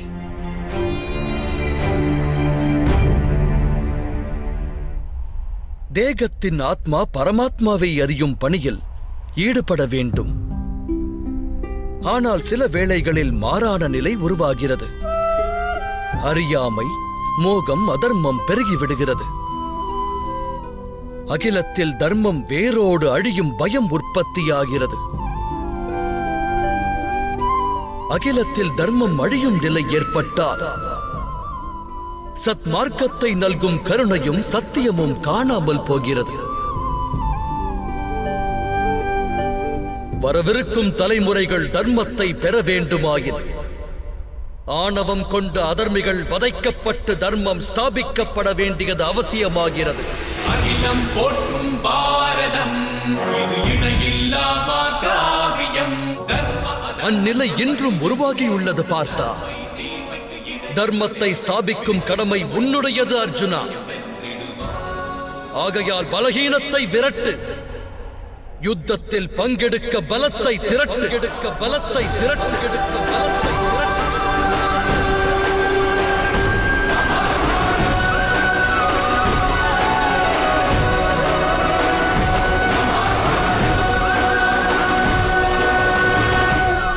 என்னுடைய இரு கரம் கொலைகளை புரிந்தால்,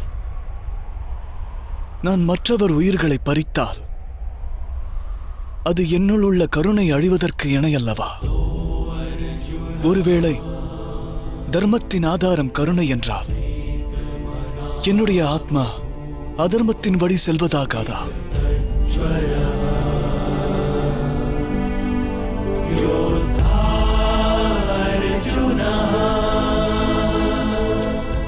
கர்ம பந்தத்திற்கு கட்டுப்பாடு என்பது உண்டு.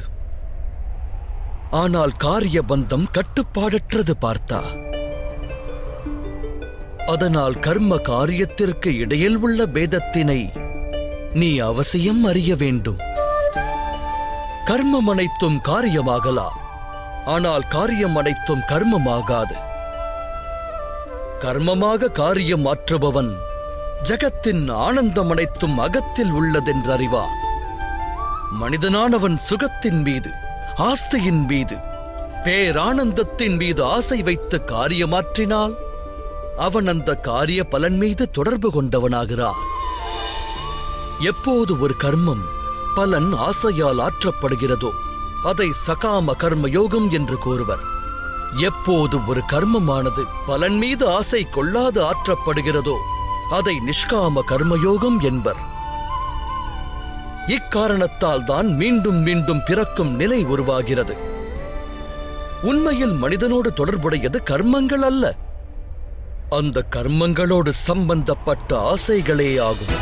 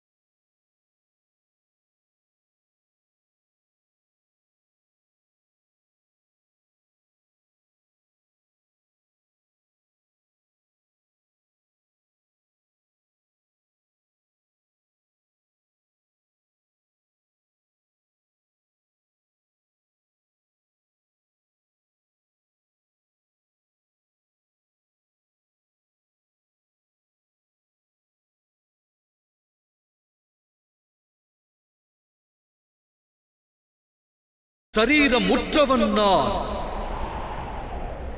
சரீரமற்றவன் நான். பிறப்பற்றவன் நான், இறப்பற்றவன் நான், சகல ஜீவனும் வணங்கும் சிறப்புற்றவன் நான். கிருஷ்ணனின் மகிமையும் கீதையின் பெருமையும் ஒன்றாக சங்கமிக்கும் புண்ணிய காவியம்.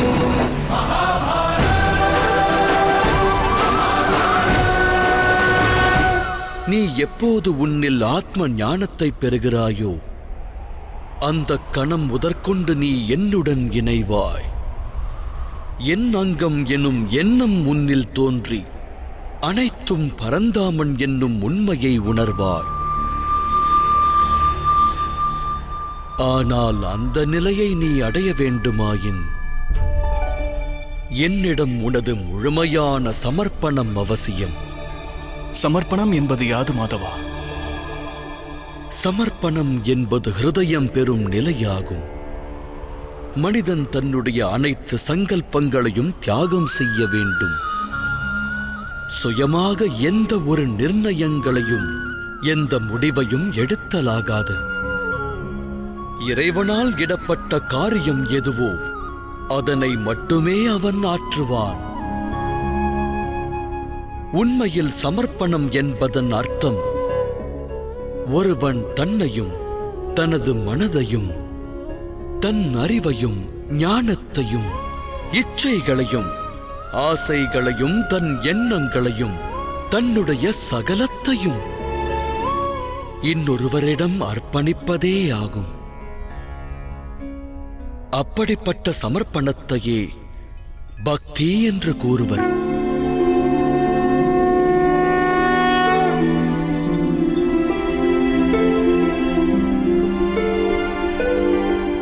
மனைவியின் சமர்ப்பணம் கணவனை சார்ந்தது. ஒரு வீரனுடைய சமர்ப்பணம் சேனாதிபதியை சார்ந்தது. ஒரு சீடனுடைய ஹிருதயத்தில் குருபக்தி நிறைந்திருக்கும். இந்த பக்தியும் சமமானதல்லவா? இதனால் இறைவனது பிராப்தம் கிட்டுமா? கெட்டாது பார்த்தா. மனிதன் யாரிடம் தன்னை சமர்ப்பிக்கின்றானோ அவர்களின் ரூபமாகவே மாறுகிறான். அவனுடைய மனதினில் சந்தேகங்களோ வேறு கேள்விகளோ பிறப்பெடுக்காது. ஒருவன் துஷ்டனிடம் சமர்ப்பணம் செய்தால் அவனாற்றும் காரியங்களும் கேடினையே விளைவிக்கும். கர்ணன் நல்வழியான தர்மம் பற்றி அறிந்திருந்தும் சூதாட்ட மண்டபத்தில் பாஞ்சாலியை அவதூறு கூறினார். 5 ஆண்களை விவாகம் செய்த பெண்ணொருத்தி வேசி என்று அழைக்கப்பட வேண்டியவன். அதற்கு காரணம் அவன் துரியோதனனிடம் தன்னை சமர்ப்பணம் செய்ததே ஆகும். இந்த யுத்தத்தில் அவன் தண்டிக்கப்படப் போவது அவனுடைய ஜனனத்தின் காரணத்தினால் அல்ல. அதற்கு மாறாக தன்னை ஒரு துஷ்டனிடம் சமர்ப்பணம் செய்ததால் தண்டிக்கப்படுவான். ஆகையினால் தனஞ்சயனே, இறைவனிடம் சமர்ப்பணம் என்னும் பக்தியை வெளிப்படுத்து. சத்தியம் என்னும் ஆடையை உடுத்து உன்னுடைய காரியங்களை தர்மம் எனும் நெறிப்படி செலுத்து. உன்னுடைய ஹிருதயத்தில் உள்ள சந்தேகங்கள் அனைத்தையும் விடுத்து உன் சிந்தையை விந்தையானவரிடம் ஸ்திரமாய் அளித்து வேண்டியதை செவ்வனே நடத்து. பதிபக்தி, குருவிடம் பக்தி, மித்திர பக்தி, இவ்வாறு அநேக பக்திகள் உள்ளன பார்த்தா. ஆனால் அனைத்திலும் சிறந்த பக்தி ஒன்றே, இறைவன் தாழ்பணியும் இறை பக்தி.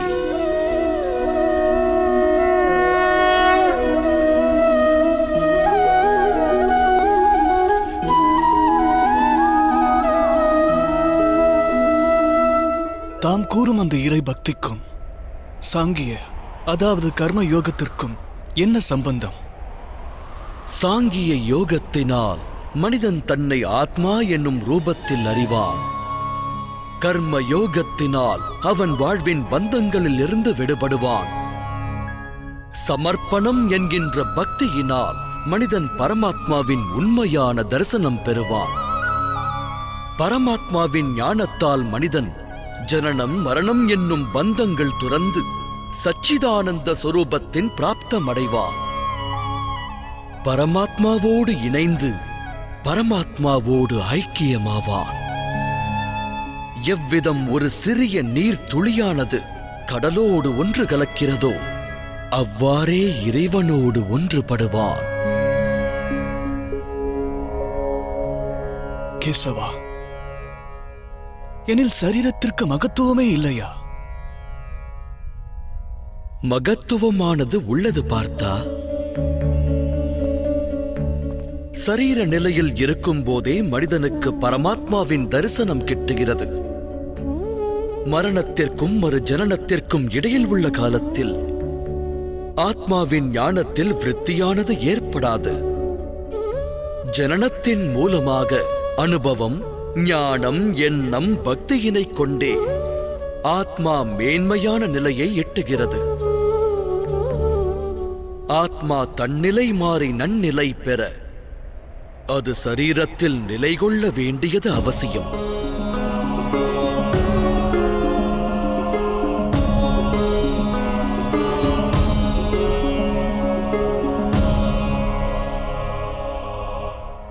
ஆனால் மாதவா, களத்தில் எதிர்த்து நிற்கும் வீரர்களை வதைத்து அவர்கள் திருந்துவதற்கான வழியை அடைப்பது சரியல்லவே?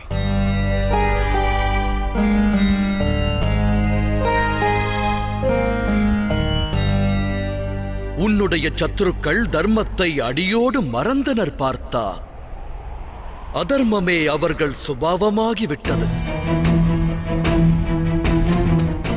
இனி அவர்கள் திருந்துவது நடவாத ஒன்று.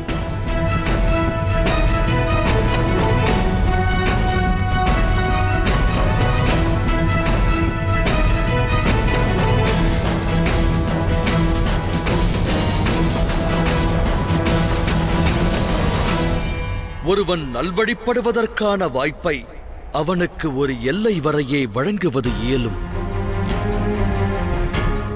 நான் சிசுபாலனுடைய 99 தவறுகளை பொறுத்தருளினேன்.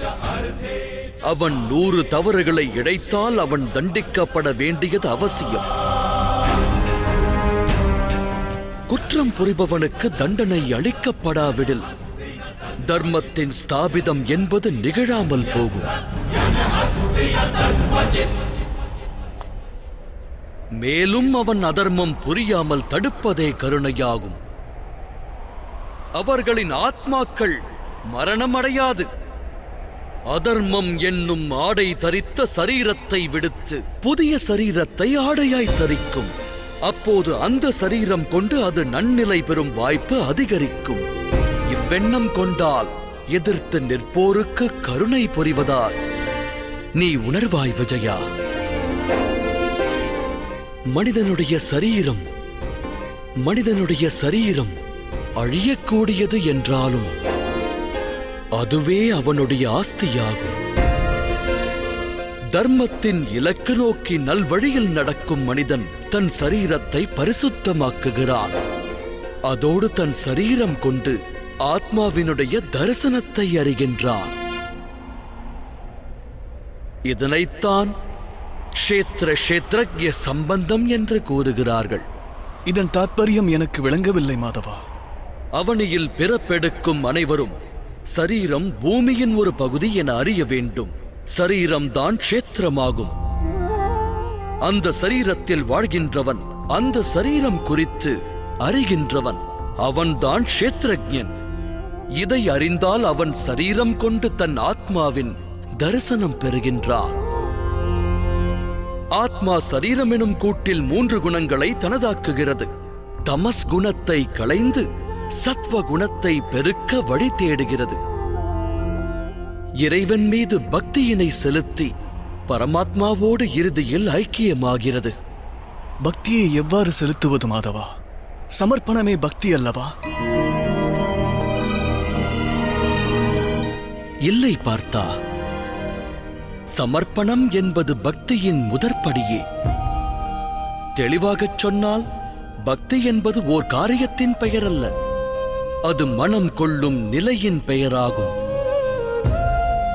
மனிதன் தான் ஆற்றுகின்ற ஜபம், தவம், யாகம், வேள்வி, நற்காரியம், சிரத்தையான யோகம் என்னும் வழியாலும் தன் உள்ளத்தை பரிசுத்தமாக்கி பரமாத்மாவிடம் சமர்ப்பித்து வாழலாம்.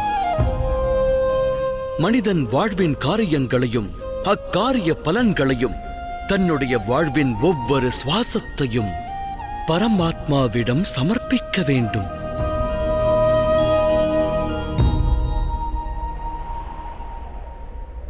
பக்தி என்பது மனதின் நிலை என்றால் ஜபம், தவம் இவற்றின் மகத்துவம் என்ன மாதவா? இன்று சுத்தமாக்கப்பட்ட ஒரு பாத்திரம் நாளை மீண்டும் அழுக்காவது போல் ஜகத்தில் வாழும் மனிதர் மனம் அவ்வப்போது பரமாத்மாவிடமிருந்து விலகிச் செல்கிறது.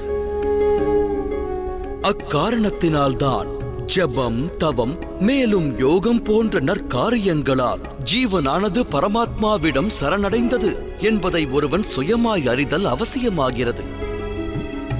கங்கை நதியினில் ஸ்நானம் செய்தேன் என்பது மகத்துவமாகாது. ஸ்நானத்தினால் பெறும் ஞானமே பெரிது. பக்தி யோகத்திற்கு வழி ஒன்றுதான் பார்த்தா. மானிடர்கள் பரமாத்மாவிற்கு தம் வாழ்வை அர்ப்பணித்து இறைவனை எண்ணி பக்தியை பெருக்குவது, சத்வ குணத்தால் யுகத்தின் சம்பத்தியை பாதுகாப்பதும் அவசியமாகும். சத்துவகுண சம்பத்தி, அதன் அர்த்தம் என்ன மாதவா? அஹிம்சா, சத்தியம், குரோதஸ்தியாக, சாந்திர் பைஷுனம், தயா பூதேஷ்வலோ லுப்வம், மார்த்வம் ஹீர் சாபலம், தேஜ ஷமாத்ருதி, शोचम द्रोहो नाति मानिता भवन्ति संपतम दैवी अपि जातस्य भारत. காரணமின்றி சுயநல எண்ணத்தால் ஹிம்சிப்பதென்பது அதர்மமாகும் பார்த்தா. உண்மையைச் சொன்னால் அஹிம்சையே பரம தர்மமாகிறது. அந்த தர்மச் செயலோடு சத்தியம், குரோதமற்ற செயல், தியாகம், மனதின் அமைதி, நிந்திக்காது இருத்தல், தயை, பாவம், சுகத்தை நோக்கி ஈர்க்கப்படாதிருத்தல், காரணம் இன்றி காரியம் புரியாமல் இருத்தல், தேஜஸ், மன்னிப்பு, தைரியம், சரீரத்தின் பரிசுத்தம், தர்மத்திற்கு துரோகமாற்றாதது, ஆணவத்தை துறப்பது, இது போன்ற குணங்கள் சத்வகுணி சம்பத்தி என்ற நற்குணங்களாக அறியப்படுகின்றன. இதைக் கொண்டு மனிதர்கள் பரமாத்மாவிடம், அதாவது என்னிடம் பக்தியை வெளிப்படுத்துகின்றனர். வாழ்வில் தன் கடமைகளை செவ்வனே ஆற்றுவது, தர்ம பணிகளை நல்முறையில் செய்வது, அதோடு கர்மத்தின் பலனை தியாகம் செய்து உலகில் வாழ்ந்து காட்டுவது, இவை அனைத்தும் சந்தேகமின்றி ஜகத்தில் ஒருவருக்கு ஆனந்தம் வழங்கும். அவரது மறைவிற்கு பின்னர் இறைவனின் இதயத்தில் ஸ்தானத்தை நல்கும்.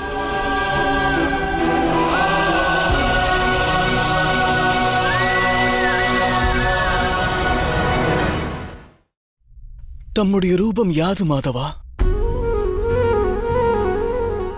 சாங்கிய யோகத்தின் மூலமாக நான் ஒன்றை அறிந்தேன்.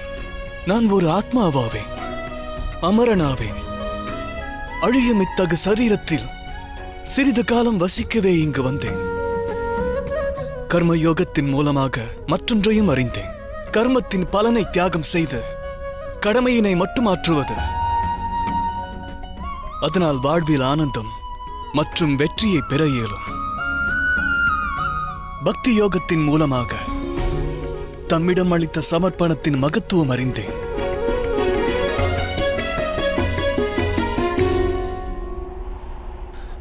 ஆனால் மாதவா,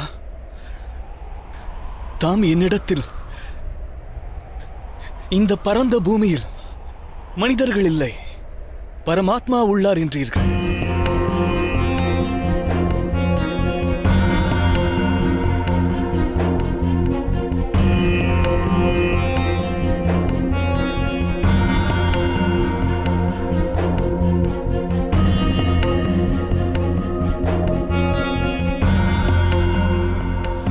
ஆனால் இப்போதும் எனக்கு இங்கு மனிதர்களே தென்படுகின்றனர். பரமாத்மா எங்கே மாதவா?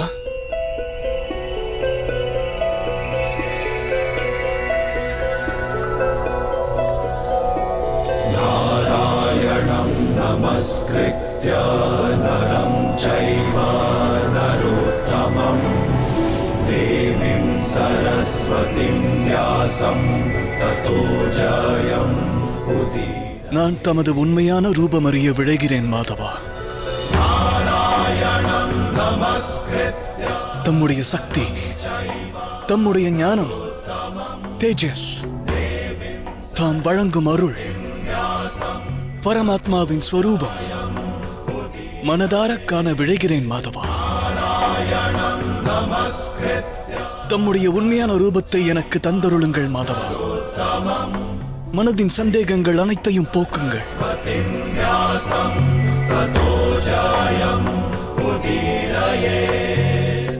தரிசனம் தந்தருளுங்கள் மாதவா.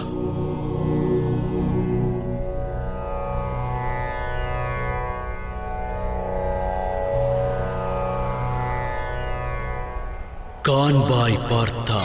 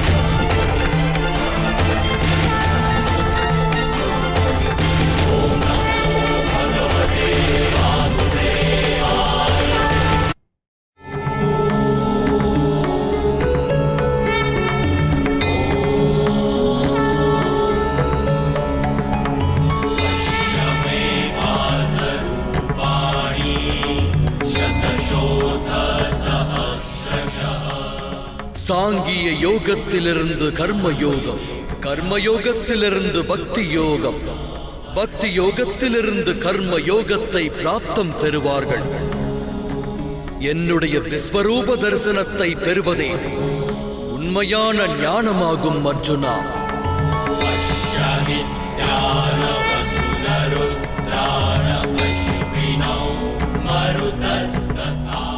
திவ்யத்துவம் பொருந்திய இந்த ஞானமே உலகத்தின் அனைத்து ஞானங்களுக்கும் ஆதாரம். இந்த ஞானமே முக்தியை வழங்க வல்லது. மகத்துவம் வாய்ந்த தேவர்களும் காண இயலாத திவ்ய காட்சியை, எனது விஸ்வரூப தரிசனத்தை நான் உனக்கு வழங்குகிறேன்.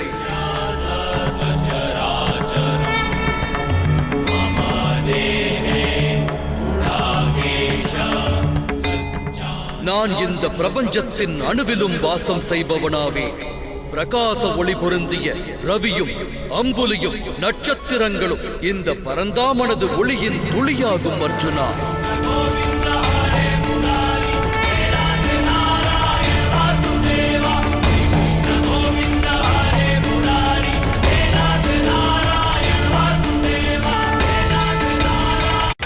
நீங்கள் பார்த்துக் கொண்டிருப்பது உங்கள் விஜய். நானே சத்தியம், நானே பரிபூரணம். முதலும் நானாவேன், முடிவும் நானாவேன். அக்ஷரங்களில் ஆகாரம், வேதங்களில் சாமவேதம். தேவரில் இந்திரன் நான், புரோகிதரில் பிரகஸ்பதி நான், யட்சரில் குபேரன், ருத்ரனில் சங்கரன், வசுக்களில் அக்னி நான், பர்வதங்களில் மேரு, அதோடு மகரிஷிகளில் பிருகு. துவனியில் ஓங்காரம் நான், யஜ்ஞத்தில் ஜபமும் நான், விருட்சங்களில் பவித்திர அரசமரம். அடையும் அனுபவங்கள் நான், அறிவும் நான், சாந்தம் அதோடு பொறுமை, உக்ரமும் நான். கீர்த்தி அனைத்தும் நான், கந்தர்வரில் சித்திரரதன் நான், தேவரிஷியில் நாரதர் நான், மாமுனிவரில் கபிலர் நான். அசுவங்களில் உச்சைஸ்ரவம், வேழங்களில் ஐராவதம், விலங்குகளில் வீரகேசரி, பக்ஷிகளில் கருடன், மாந்தருள் வேந்தன், ஆயுதங்களில் வஜ்ரம் நான். பசுக்களில் காமதேனு நான், சர்ப்பங்களில் வாசுகி நான், 5 தலை சேஷனும் யம தர்மனும் நான்.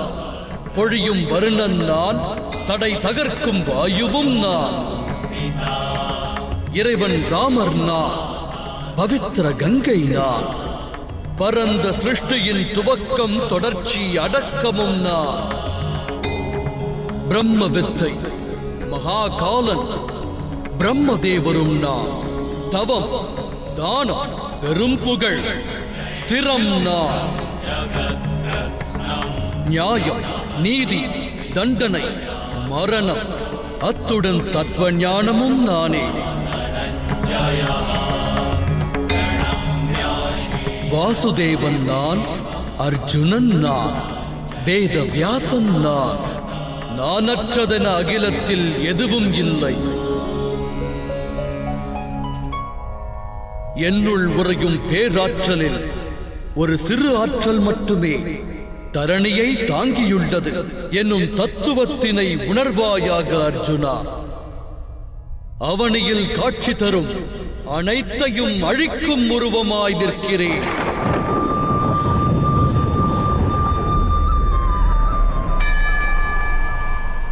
அஸ்திரத்தை நீ ஏந்தவில்லை என்றாலும் அனைவரும் என் வாயிலாக அழிந்து போவார்கள். ஆகையால் மோகத்தினை வீசி எறிவாய், கர்ம நெறிப்படி காரியம் புரிவாய், பலன் மேல் கொண்ட பற்றுதல் புரிவாய், அனைத்தும் ஹரி என்னும் தத்துவம் அறிவாய்.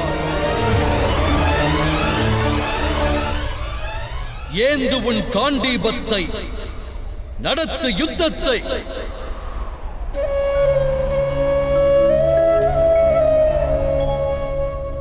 அன்பு மாதவா, மதுசூதனா, என் ஹிருதயத்தில் இருந்த சந்தேகத்தை அழித்த கேசவா,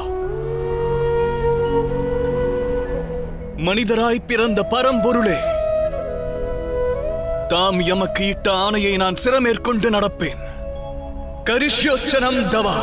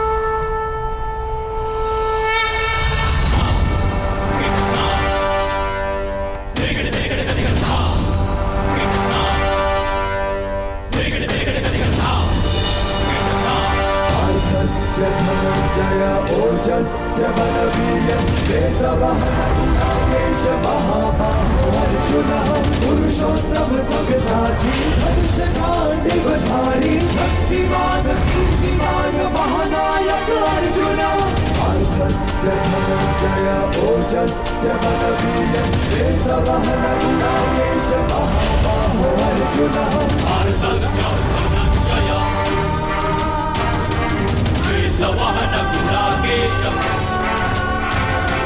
पार्थस्य धनञ्जय ओजस्य बलवीर्यं श्वेतवहनगुणाकेश महाबाहो अर्जुन महायोद्धा अर्जुन महानायक अर्जुन.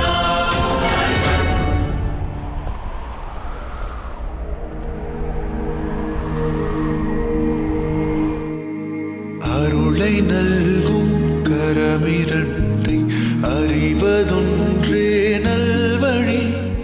பாதை மாறிய மனமதற்கும் கீதை தந்தது அவ்வழி.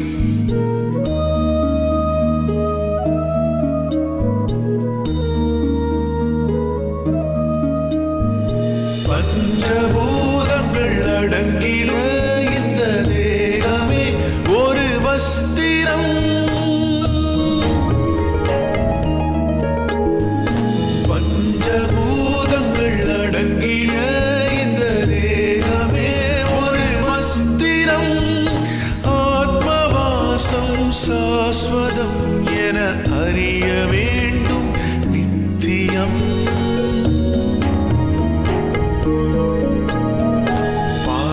சாரதி வாய்த்திறந்து போதித்தான் கீதோபதேசம்.